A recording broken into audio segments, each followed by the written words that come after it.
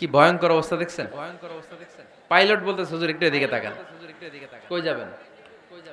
এটাকে মাত্রাতিরিক্ত করবেন না। Access of anything is not good. কোন জিনিসের অতিরঞ্জিত করা ভালো না। প্রয়োজনে দুই একটা ছবি তুললেন, অপ্রয়োজনে কোনো ছবি আমরা তুলতে চাই, এটা যেন খেয়াল থাকে। হালাল হারাম বাচ্চাদেরকে শিখাবেন, ছোট্টবেলা থেকে এই লেসনটা দিয়ে দেন। বাবা এটা হালাল, বাবা এটা হারাম, আম্মু এটা হালাল, আম্মু এটা হারাম।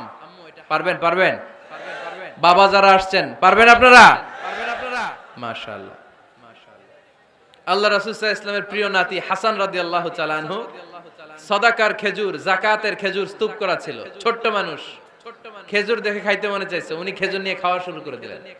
আল্লাহ রাসূল সাল্লাল্লাহু আলাইহি ওয়াসাল্লাম এসে বললেন কিখ কিখ, মানে ওয়াক ওয়াক, থু মারো, থু মারো, ফেলো, মুখ থেকে বের করো। আন্না লা নাকুলু সাদাকা, নানা ভাই তুমি জানো না আমরা হাশমি খানদানের লোক, আলে মুহাম্মদ, তুমি মুহাম্মাদের বংশধর, আমাদের জন্য যাকাতের খাবার, সদকার খাবার খাওয়া কিয়ামত পর্যন্ত হারাম করে দিয়েছে কে? ছোট্ট হাসান রাদিয়াল্লাহু তাআলা আনহু, ওনারও একটা সদকার খেজুর গলার ভিতর দিয়ে নিচে নামতে বিশ্বনবী দেন নাই। মুখের মধ্যে চাপ মেরে বললেন ওয়াক্থু, মুখ থেকে বের করে ফেলে দাও। সুবহানাল্লাহ পড়েন। ছোটবেলায় শিখাইতে হয়।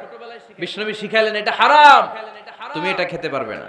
যেন ছোট্টবেলায় শিখায়া দেন, জীবনেও ভুলবে না। কারণ বাচ্চারা যখন ছোট তখন ওরা কাদা